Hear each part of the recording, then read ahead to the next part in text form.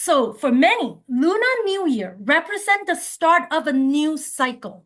And it is a time when people take a step back to set their intention for the year. What is your intention for this year, 2025? Type into the chat. Type into the chat and let us know what is your intention for this year. Many people use this time to think what they want to manifest, whether it is finding your soulmate, achieving financial freedom, landing a new job, or something deeply personal. Type in the chat and let us hold this intention for you for this 2025. Now, so before we start our content for tonight, I would like to introduce what NAAAP is. NAAAP is the premier leadership organization for Asian professionals. It is a non-for-profit organization, pan-Asian American organizations that promote the career advancement and leadership development of Asian American professionals in all fields through networking, respecting Asian multiculturalism, and supporting diversity and community service. We cultivate and empower leaders for professional excellence. We connect accomplished professionals for mutual success. NAAAP motto is We Build Leaders. Founded in 1982, NAAAP is the oldest, largest, and fastest growing pan-Asian organization with thousands of members in 31 chapters across North America and China. NAAAP Chicago was founded in 1987, land that was kept and held as sacred by the Miami, Sauk, Fox, Ho Chun, Minomi, and the Council of the Three Fires. Important to know that Chicago is still home and to the largest number of the indigenous people in the Midwest. And this year, NAAAP Toronto, we are celebrating our 25th anniversary. Am I right, Ben? And it is Absolutely. 2025. What a coincidence. So together tonight, we will reflect on how these customs have evolved and continue to shape culture both in Asia and here in North America. Lunar New Year is one of the most critical celebration festival that we do as an Asian. And tonight, we promise to be a vibrant journey through history, traditions, and culture. And we are honored to have a truly extraordinary guest to share his insight. Please let me introduce Stephen Sang, someone whose life and work has deeply enriched our community and beyond, especially in Edmonton. Stephen has called Edmonton home since 1979 and has spent over 4 decades working in health, wellness, and community building. As a Government of Alberta compliance officer and a seasoned acupuncturist, Stephen's professional background is as diverse as it is impactful. But beyond his career, Stephen has contributed greatly to our community. He served as the former president of the Edmonton Chinese Bilingual Education Association, where he helped advance the Chinese bilingual program, which now thrives in over 13 public schools and serve more than 2,000 students over the year. His contributions have strengthened cultural ties within our community and enriched our educational landscape. In addition, Stephen is a key organizer of many beloved community events, including the Chinese New Year celebration, the Heritage Festival Chinese Pavilion, and the Mid-Autumn Festival. He also teaches Chinese calligraphy at the Confucius Institute in Edmonton, helping to preserve this important art form. Stephen's dedication to celebrating Chinese heritage and culture is unparalleled, and we are thrilled to have him with us tonight to share his knowledge and experience.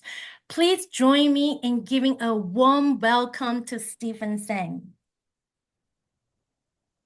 Thank you, Sid. You're really generous in introducing me, I think, and in a way, welcome everyone. And first of all, happy Chinese New Year or Happy Lunar New Year's, we say 恭喜发财 or 恭喜发财 in Cantonese, which is pretty popular among North Americans. I'm here to actually not just to tell story on my side, but I also want to hear story from you too. Because as a nation or as a Chinese or Koreans or even Vietnamese or Thai or Singaporean, you actually uh, celebrate Lunar New Year's in North America in our own way, in a way. There is a lot of tradition, there's a story, a lot of story behind them, but there's also we always have to adopt and change a few different things in order to sort of fit into the North American landscape before we actually will go to hear your story. So here's some of the things that we did in Edmonton. Edmonton is actually quite a multicultural city, and we have maybe about 10% of Chinese populations or Chinese Canadian populations, and I would say, we're including all the other Asians ones such as Filipinos and Koreans and Japanese, we would probably have close to about 20% of Asian populations in Edmonton, or maybe more. I've actually noticed one of my colleague Wei Wong is in the crowd too, and he might correct me if I'm wrong. But here's some of the things that we do. Every Lunar New Year's, the Chinese community become extremely busy or extremely active in a way. I mean, on the top left corner, you see red pockets, and I'm sure you're all familiar with it. That's one of my favorite things when I was a little kid because I remember you always nice to receive money from married adult. Um, so anybody who's non-married actually can receive red pockets. And one of the story in my case is I remember my parents used to save up all the red pocket money for me until I've actually moved to Canada in 1979, which is when I was about 20 years old. And they actually give me a big check and basically tell me this is sort of the startup money that you would have when you move to a new country, which at the time was about $3,000. It's not a whole lot, but I mean, 40 years ago, $3,000 is actually allow me to pay for my first years of university and then allow me to kind of pay some rent for my apartment and even pay for my first car. So that's pretty good money that actually save up for you. And that's from thanks to this red pockets money traditions that we have at home. So, and then we obviously will see lion dance and dragon dance, particularly now in a winter city. We have to do a lot of indoor activity or indoor celebration. Obviously, we can't do a lot of outdoor one. So if you look at the top three pictures, they are basically done in most of the major mall in the city here. They would have some kind of celebration that goes on.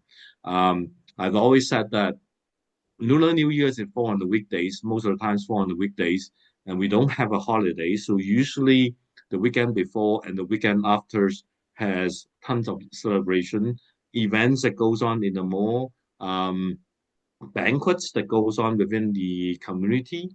There's very different organizations and very different groups. One of the really interesting thing that or trend that I've seen lately too, it's there's two or three younger groups there used to be banquet used to be run by just the older folks, especially the older organizations such as Chinese Benefit Association or the last name organization like the G, the Ma, the Wongs. Those are organizations that always have some kind of banquets going on. But quite often, young people are not interested in a lot of these. I mean, obviously, they go there, they kind of say hi to each other. But lately, I've seen at least one or two of these organizations are actually from younger folks. There's a couple of younger groups in our community that actually starting to do a lot of active work within Chinatown. Like they have Chinatown After Dark, and they have events such as picking up garbage in Chinatown once a month. They have mahjong night actually in one of those mass society. So a lot of these younger groups are starting to get together, and to them it's almost sort of a way to kind of going back to their roots. They spend a lot of time when they're younger in Chinatown, and a lot of them are born and raised in Canada. So they want to go back to roots, and they want to spend time in Chinatown. So in fact they organize some banquets, and they call it not the same kind of banquets, not like the old folks that are running banquets. And they put in like the karaoke, and they put in dance party, and they'll bring in like 500-600 people. And those banquet tickets are selling like hotcakes. They announce it on Twitters and on Instagram. It'll be all gone within 2 days, kind of thing. So amazing. There's a trend like that goes on, which it's actually made me really happy to see that, because I really like to see the second and the third generations are starting to kind of coming back to the Chinese community, which to me it's a way that secession should be doing. At the bottom of that slide, you would also see some activity that was going on, obviously outdoor, and these are not local activities, but these are really popular activities. If you go back to either Hong Kong or Taiwan or even Malaysia and Singapore, Far East Asia, you see a lot of those activities. The one on the left-hand side, left bottom, is a flowers market. And flowers market it's a really big thing, and it usually happens before the New Year's, and it's a huge um, extravaganza kind of marketplace, not just selling flowers, but also selling all the other goodies, New Year's goodie, and people will tend to go visit them. And again, I remember when I was a little kid, we used to have a huge flowers market in one of the largest park in Hong Kong, and they will have 20, 30,000 people that actually show up. Uh, and you would see tons of these, particularly New Year flowers, like plum blossom, or those little kind of mandarin orange things, which is really typical for Lunar New Year's. And people will buy them and they will take them home as sort of decoration. So instead of buying flowers to take home, they will take some of these Lunar New Year's flowers to go home. The other pictures in the middle is it's about people who burn incense to offer their respect to gods, and these are really a mixture of Buddhism and Taoism, and it happens a lot in the temple, and it was supposed to be really effective. Like if you want to pray for something, it's supposed to be really effective if you were able to burn the first bunch of incense and put it in the temple to worship. So quite often, midnight before New Year's, there will be a huge crowd in front of the temple trying to get in the first in order to burn incense and to worship the respect to whatever god that they believe in. And even during New Year's time, the temples are usually doing great business. And I said doing great business because they're obviously looking for money. And especially what happened is you would go to a fortune stick and you would come out with a fortune, and you have to have that piece of papers to go to a monk that was a resident monk that would actually be able to explain to you what your fortune is supposed to be. So you can wish for good luck, and you can wish for being more, making more money, or you can wish for, you know, a raise at work, or even into a better position, or you can even wish for marriage, or even have kids, kind of thing. So those are all the wishes that are really common among the local. Then the one on the right side is what they call a wishing tree. So this is also a really, um, especially on southern China, it's a very common traditions that you go to a city, there will be a huge, usually is an older tree, and people will tends to buy little mandarin orange, and they will tie it onto a pink piece of paper. They'll write down your wishes and you throw up into the tree. And if you manage to get the orange to stay on the tree, then your wish will come true. So this is what we call wishing tree. A lot of the traditional actually happens in southern China part, or in places like Far East Asia, Malaysia, Singapore, uh, and Brunei and Thailand. Those places they do have quite a bit of tradition like that. Then here comes the food. We cannot have a festival or celebration without food, obviously. And interestingly, a lot of these Lunar New Year's foods will rhyme with whatever the the prosperity part of the lucky side of it. The one on the left top corner is a fish. Obviously, everybody probably see a steamed fish before. The word fish is yu. It's actually mostly rhyme with leftover, not leftover, but plentiful, basically. So there's always plentiful in your home, either food or money. That's why they always try to eat fish. At least that we one Lunar New Year dish is fish in your supper. The one on the right hand side, sort of the dark thing, is a gluten dumpling.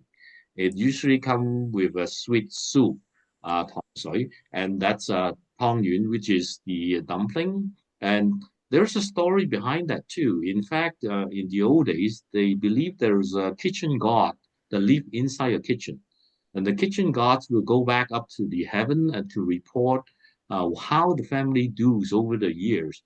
And in order for you to bribe the kitchen god, you would fit them. You will make some of these, gluten dumpling, hoping that the kitchen gods can eat them, and it would kind of stick onto their tongue and the teeth, so that when they make the report to the in the heaven, they will not say all the bad things about the family. They will only say the good things about the family, or they make the report as short as possible. If your families happens to do a lot of bad things over that years, so that's sort of the story behind them. And people will actually eat this. It's also because it's the round shape of the dumpling that kind of representing, togetherness in the Chinese family. The one on the left bottom, some of you probably seen them, is a candy box, and it's quite popular among the, especially Southern Chinese family during New Year's. When your friends and relatives that come to visit you, you serve them some of these, and those are some early candy that the Chinese make. What they basically do is they would dry up either lotus seed or lotus, or even water chestnut, or even coconut, and then they will coat it with sugar. And there's always guazi, which is sort of the seed from the watermelon that actually they dried it, they pan fry them, and they will eat it as a snack kind of thing. And these are things that they will serve when people come visit you with tea normally, and that is the candy box that you see it commonly in most of the Chinese family home. Then the middle bottom picture is the Lunar New Year cake. Yeah. Cake rhyme with the word go or gao, which almost rhyme with the word rising or higher. That means that you'll be able to move up into a higher position. So they like that. And then that's why you see tons of different cake or gao during New Year's. There are, turnip cake, lobako, and there's uh, mm, and then they have Lunar New Year cakes, and they also have water chestnut cake, and they also have taro root cake. So there's a different kind of cake because they like the word cake or gao in Chinese, because it's kind of representing the same thing as gold. And finally, we have dumpling on the right corner. The reason that, especially northern China, northern Chinese actually eat dumpling in New Year's is because dumpling shaped like a golden nugget. So that's why they like to make dumpling and serve it during New Year's as part of the New Year's food or goodies. This is how North America usually celebrate Lunar New Year, and I already talked a little bit about it already. There's always going to be a dragon dance and lion dance. In the mall setting, there's events going on. They have mascot, that's called a fortune mascot. They play MJ, that's quite popular around Chinese New Year. And nowadays, the second and third generation actually go back and try to learn MJ. In the old days, MJs is regarded as sort of an addiction for gambling. It's not doesn't really have really good image. But nowadays, a lot of people like to do that because it's also an exercise for your brain too. So this is actually a good pastime for people to do it at home as a sort of during family gathering, and even some of the younger people really starting to learn how to do this. At the bottom is some of the we call Chun Luan or Fai Chun, which is done by calligraphy. Red papers also is part of the New Year story too. The lion dance and paper actually has a connection. The lion dance lion is supposed to be a monster that actually come out to devour the people every year, and they would actually little boy found out that the monster is afraid of two things. First of all, is loud noise. The other thing is bright color. So that's why when you have lion dance, you always have a cymbal and drum that comes with it that make a lot of noise. There's also firecrackers from time to time that actually come with the lion dance, and people will decorate the home with red paper, with bright color paper, so that they can scare away the monster, knowing the monster is afraid of it. So these are some of the interesting Lunar New Year story behind it. Um, Tons of things that usually go on. There's art fair. There's actually art festival going on during Lunar New Year's in Edmonton. There's actually two or three of those go on. There are events that goes on, and again, there's martial art and things like that. During the events, also the Chinese dancing, people also will play different musical instrument. And like this particular events that I took pictures of is run in one of the mall we call Kingsway Mall, which is one of the major mall in the city here. And I remember that that day we actually attract close to about 5,000 people extra outside of normally other than just the regular customer to go to the mall. So the mall's quite happy about it. Zodiac. Okay. Every year we give it a zodiac animal. This year's happened to be the year of the snake. And every year, if you were born on that particular year, then you were supposed to have a certain kind of character, which is similar to what that animal's is. However, sometimes I'm a pig basically. I was born in 1959. You look at that, and the pig, other than the image that we have, the pig, in fact, pig's supposed to be royal, really good friends, and supposed to work. It's really diligent working animal, not like the image that we have. So every image, every animals will actually have a particular um, character that if you're born and again, but your character is obviously change over the time that how you were brought up and your environments obviously. So we have rats that come first, and then ox, tiger, rabbit, dragon, snake, horse, sheep, monkey, rooster. Hey, there's also a story about 12 zodiac animals too. In fact, they said way back, the heavenly god actually want to come up with 12 animals that representing 12 different years in 12 different year cycle. So he summoned all the animals to come for a race, and it happens the rat is really smart. He woke up really early in the morning, and rat can swim. The race course actually have to cross a river. So the rat will jump on to the ox back, and then they would actually go on uh, uh, passing the river. There is actually among all the animal, there's actually a cat in there. And the cat happens to go together with the rats and jump onto the ox back. Uh, the rat being really cunning, halfway passing the river or crossing the river, the rat actually pushed the cat down into the water. And cat being not knowing how to swim was so panicky that he ended up losing the race and he ended up not being one of the 12 zodiac animal. So that's why from now on, ever since then, cats are a deadly enemy with the rat. Every time when they see the rat, they'll try to catch it. But interestingly, if you look at the Vietnamese Lunar New Year's, cat in fact replaced the rabbit in there.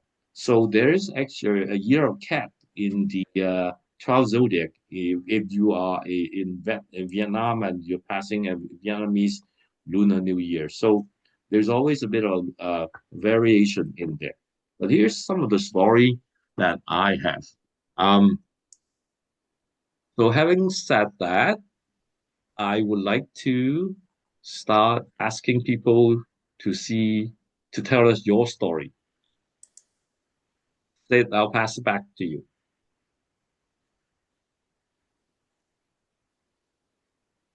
All right, I guess I will start first, unless someone wants to start and share their story about the Lunar New Year.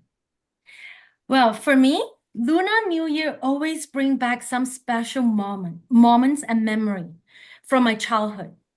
On New Year Eve, my family would gather together for a big dinner. I live with my grandparents, so I have a lot of uncles and aunts, and they will all come back to the grandparents' home. And it was a very, very special time, filled with love, fun, laughter, and togetherness. And of course, the women, they always love to cause their own trouble, right? But as a kid, who cares? We just want to have fun and eat good food and love the money.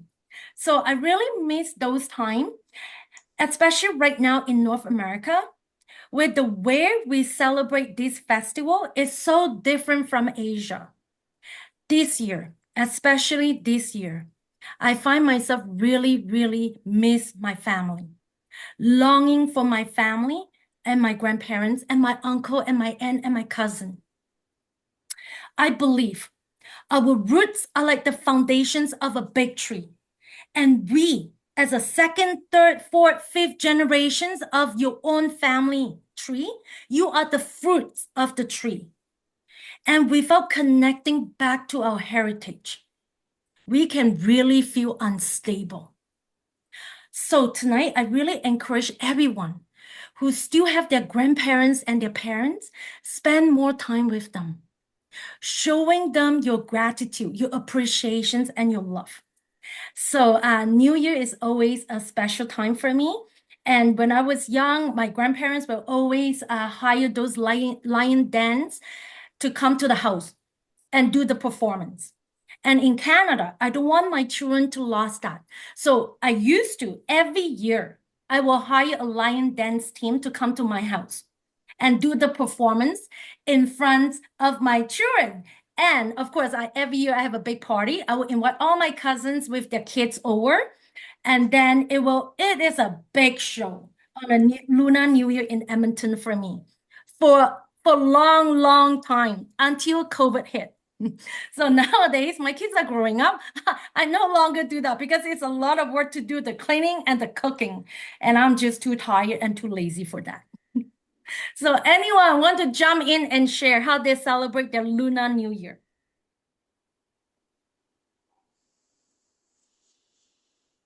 Okay, I'll jump in. This is Ben from NAAAP Toronto. Every year, part of my family, we seem to follow feng shui quite a bit. And so my sister provides me with all these different charms that I'm supposed to place at strategic locations in my home to ward away evil spirits and to invite positive chi energy into your home. And so that's a tradition that we've always had, that she always updates all my charms at my home. Interesting comment. Actually, there's first of all, during Lunar New Year's time or a couple weeks before Lunar New Year's, in China, if you ever actually live in China, it becomes what they call a second bigger, they call it big migrations in China because everybody is trying to catch either a train or plane or even a bus to go home to where the hometown is for that New Year, Lunar New Year's Eve dinners, which is a big thing in China. Um, so interestingly, you do want to spend New Year's with your family, but again, in North America, we actually don't have the luxury to do that because most of the time it wasn't really a civic holiday, so we can't really spend time to do it. But I mean, like I said, that's why most of the time, the weekend before and the weekend after, on the Lunar New Year's, are usually times that you want to spend time with family, catch up with friends, went out for dinners, and then catch up and have a good time kind of thing. And and with bend in your situation too, using those red paper and you're writing crossword words on those red paper, you can tape it in the feng shui places where it will actually bring you good luck. Yeah, I actually wanted to ask a question. There seems to be a very popular figure that comes along with all the line dances that with the receptions that I've been attending the past week. And the God of Money seems to be a very popular figure giving out red pockets. So perhaps you can share where the God of Money comes from. God of money actually is one of the god. I mean, Chinese believe in multi god. So it is a god like there's a god for thunder, it's god for the sea, and there's a god for rain. So obviously, money or wealth is really important, and in fact, that's a god of money. And there are different story behind where the god of money come from too. And one story is actually from a really wealthy guy. He actually, for some reason, he found a treasure that it is shaped like a little basin, and uh, and which can duplicate money. So if you put $10 in there, all of a sudden you have $20 kind of thing. And you put a gold nuggets in there, the next day there will be two gold nuggets in there. And that's a story. And once he actually pass on kind of thing, and they kind of give him the title of the money god kind of thing, because you could basically photocopy money, which is pretty amazing. Good to do.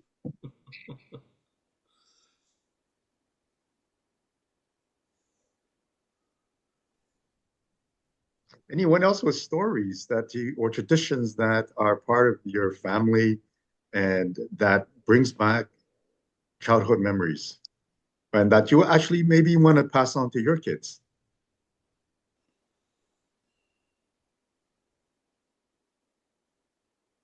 I can share, Ben.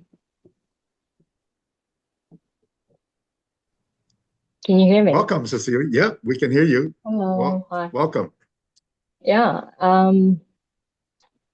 Please introduce yourself and share your Oh, story. this is Cecilia. I'm dialing in from Toronto. I I am involved with NAAAP in different ways, but and thank you for organizing tonight's Lunar New Year event, so we can, relive some of our traditions from Stephen. So thank you. Um, I, I think is it you mentioned that, if you have parents or grandparents, spend your time with them because I think traditions get lost every generation. And so my parents are in my 90s, and unfortunately, my dad passed last year. So there's only my mom, and she's in the nursing home. So we bring New Year to her.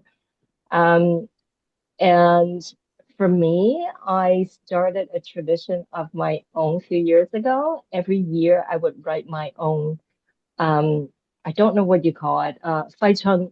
So maybe Stephen can give us the English version of that. So, I mean, my calligraphy isn't that great, but I think it's an art form, so it doesn't matter. No one's gonna say, compare your writing to any kind of standard.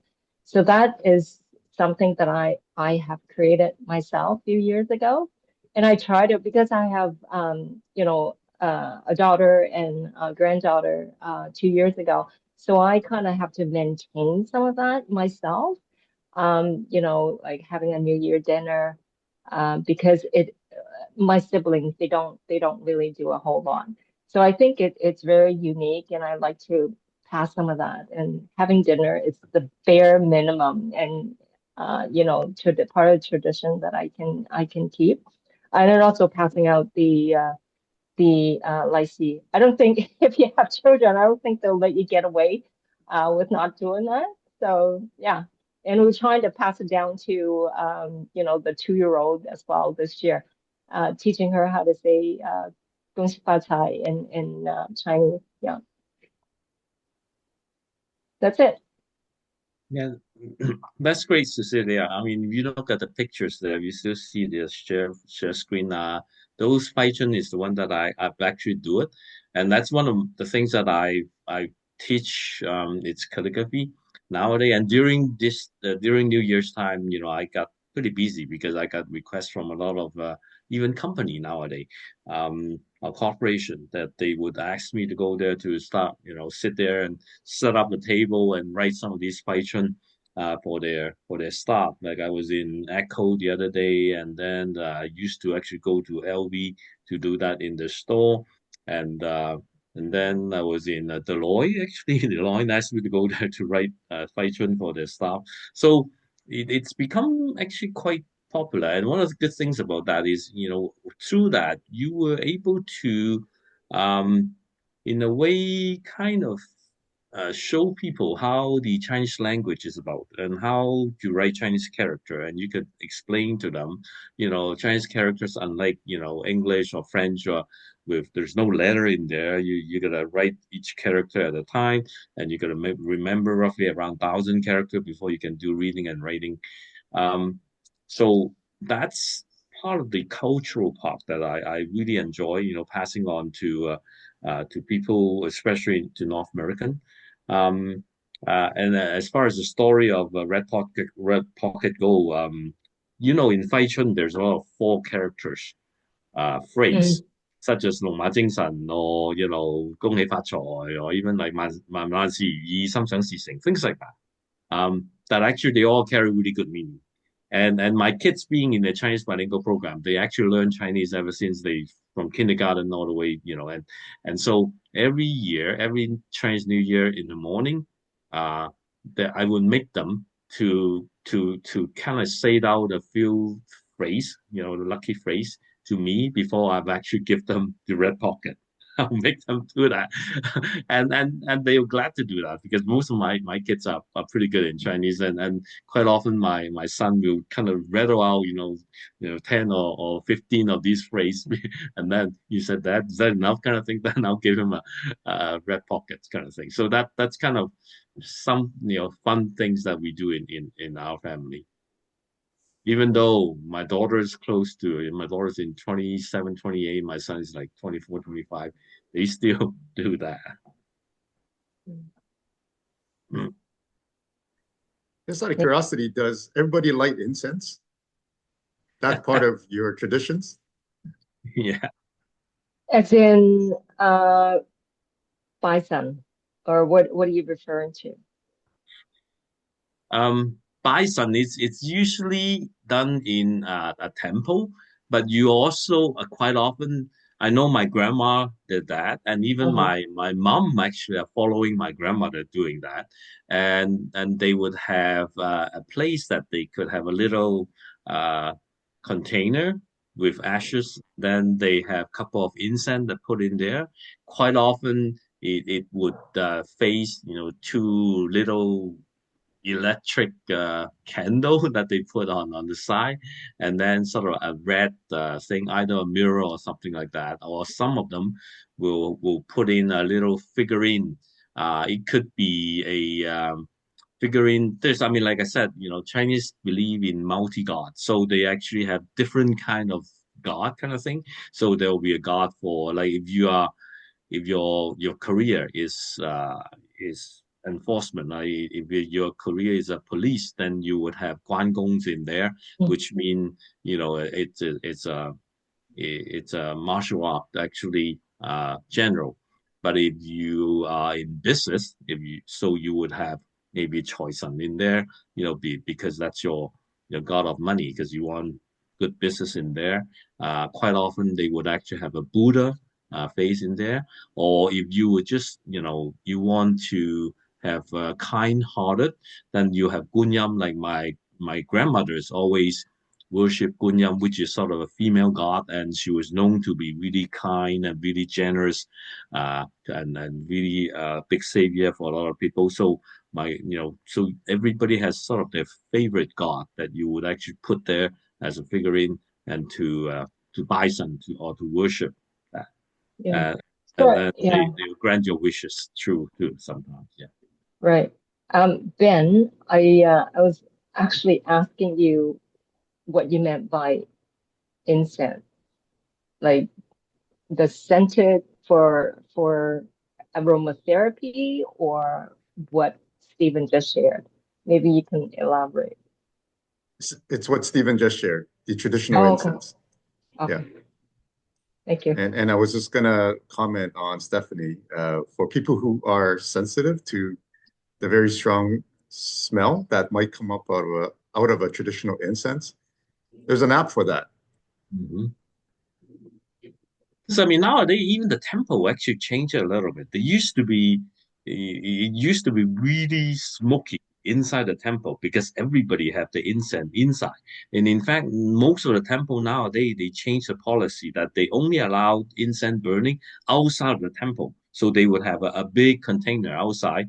At least if outdoor, the sense or the smoke is a bit more controllable.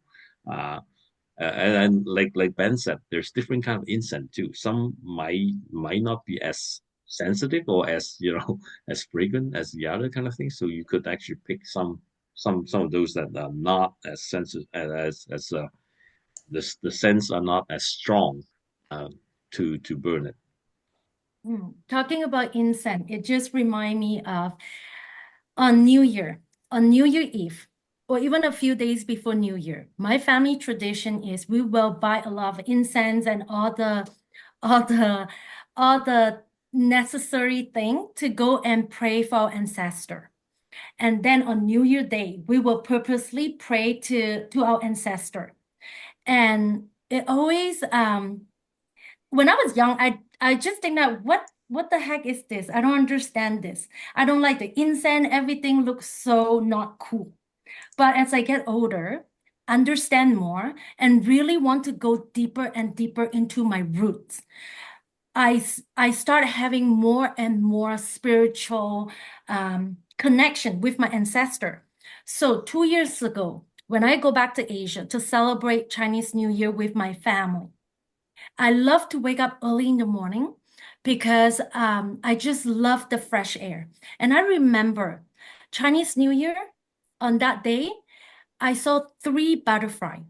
Of course, again, according to our traditional story, they say that your ancestor is coming back to see you guys on Chinese New Year, and they turn into the butterfly to visit you.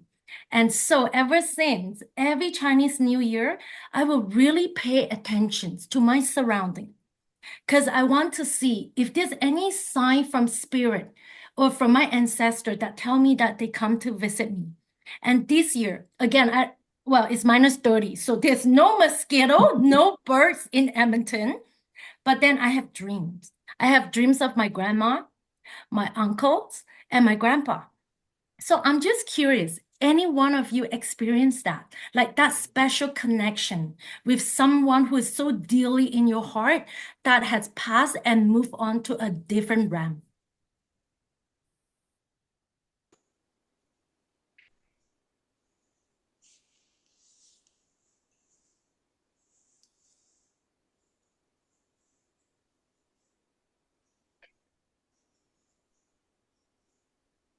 I haven't experienced it, but I sure hope my dad will come visit me sometime.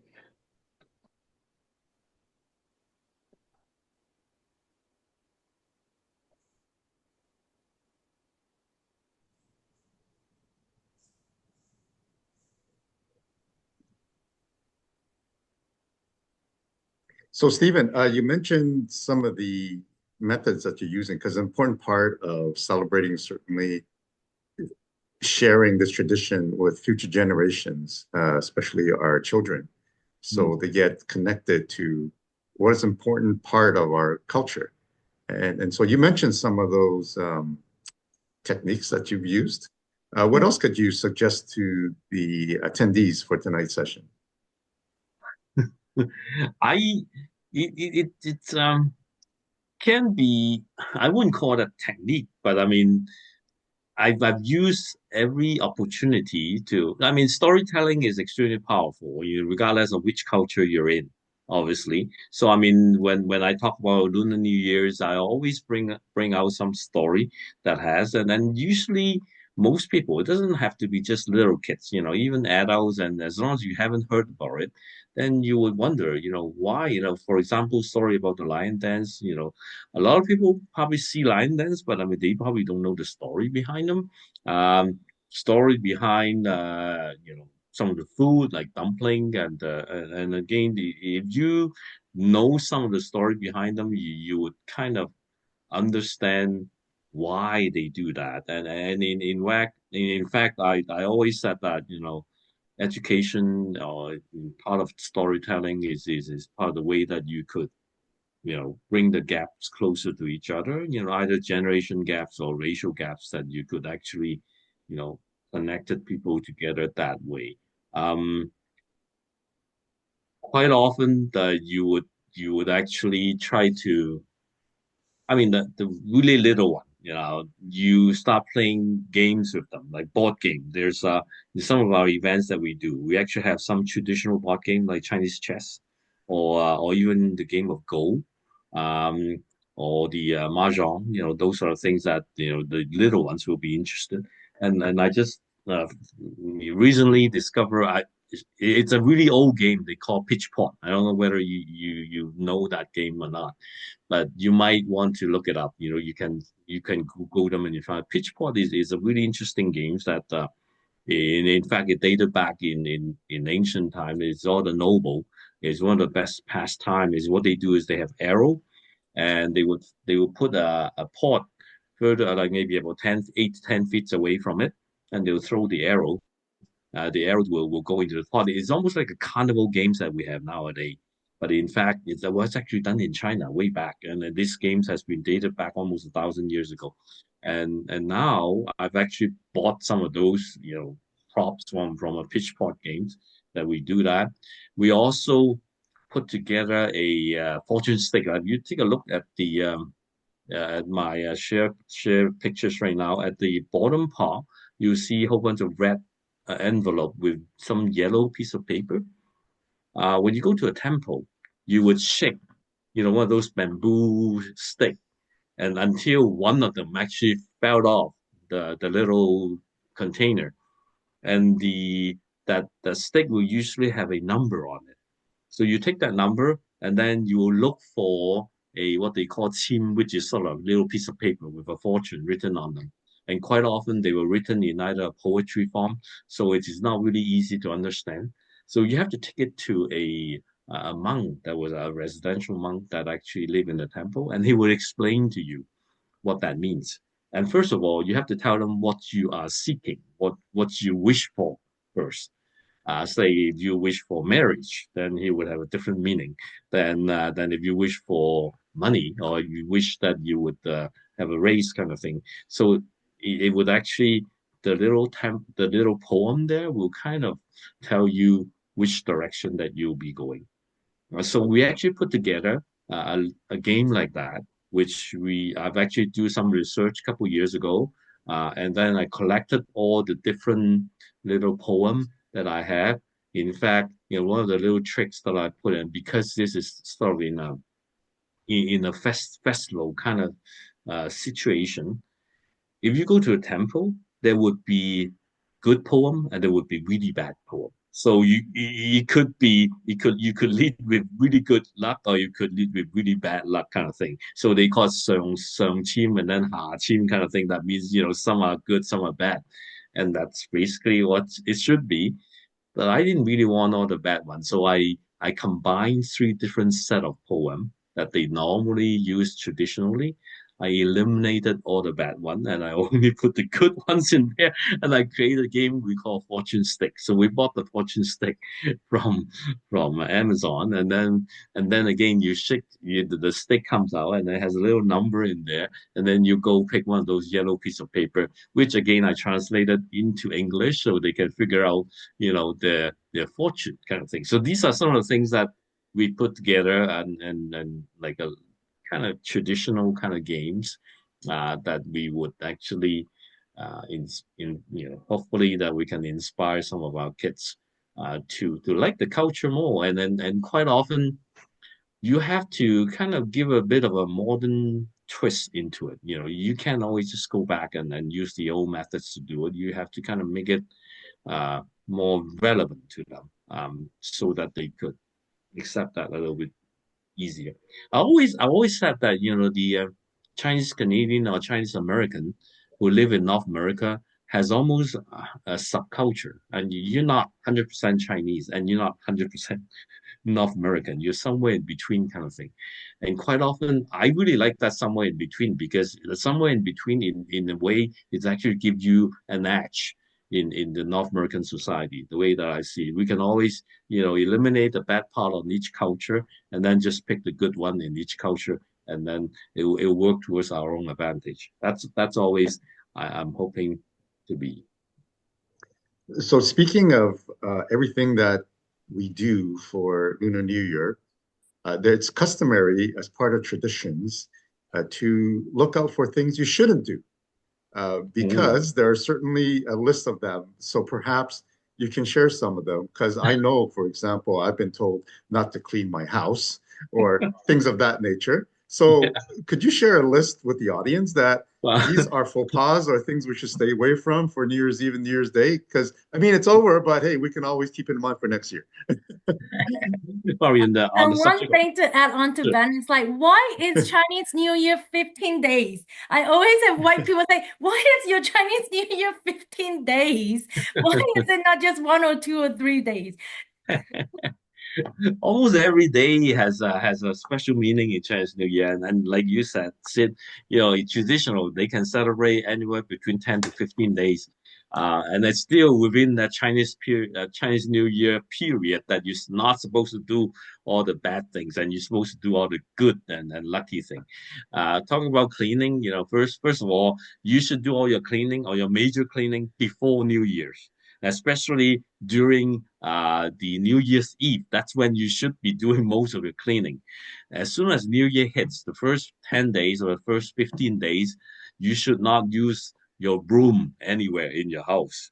And if you absolutely have to use your broom, then you should you should actually move it in the direction towards your house. You should never move the broom towards a direction that would go outside of your house, because when you do that, you are throwing away all your money, you're throwing away all your luck. So if you really have to use your broom during Chinese New Year, always remember that you should be moving towards the center of your house, not the other way around. So that's one really thing. And you should never say any bad words during Chinese New Year's. All those swearing that you should avoid totally during it. Obviously, that's no good for your luck. You should always say words that are prosperity to the family during Chinese New Year's. Just show your best side in during New Year's. The third day of the New Year's, you should actually stay home, and you should not be visiting friends or relatives, because the third years of New Year's, day number three, supposed to be the day uh, that will bring arguments. So it doesn't matter who you talk to, it's more than likely that you go into an argument. So you should actually stay away from meeting friends during the third years of Chinese New Year. These 7 days of Chinese New Year's is everybody's birthday. So you could celebrate birthday and have birthday cake and sing birthday song to anyone. It's okay during that day, because that's the 7 days of New Year's is everybody's birthday.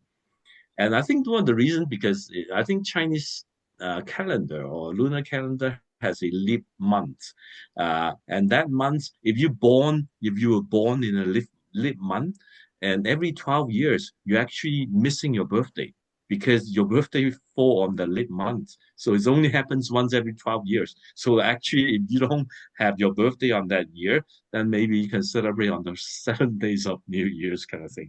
So some of these things. Kind of funny, but I mean, obviously, there's a reason behind it.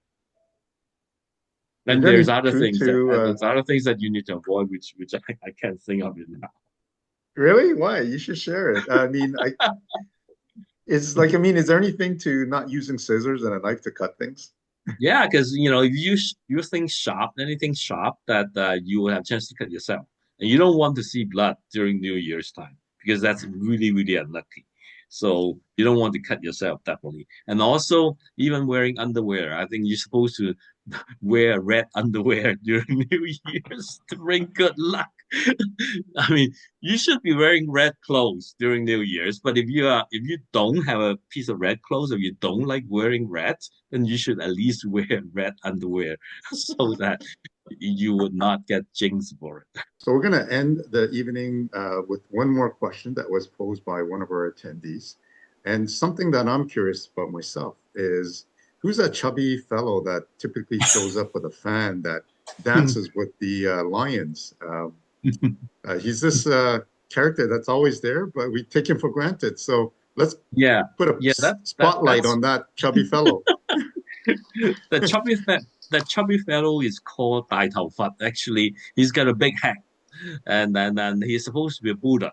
So he's supposed to be a Buddha, actually, that kind of distract the lions. Remember, I said the lion's supposed to be a monster. So he's so brave that he's trying to distract the lions when the lions trying to eat people, kind of thing. So ever since, and he was supposed to be a laughing Buddha, a happy laughing Buddha. So if you see his face, he always have a big smile, the laugh on his face. So that's what that figure is supposed to be. It's supposed to be a laughing Buddha that's trying to distract the monster from eating people. And the only weapon that he has is a broken fan. Basically, he uses Yes, a broken correct. fan to this. And it works all the time. Yeah. Well, thank you everyone for joining us, and thank you, Celiu, for putting this together and for inviting Stephen to be our special guest speaker. And we want to wish everyone a health, abundance, prosperity, and happiness.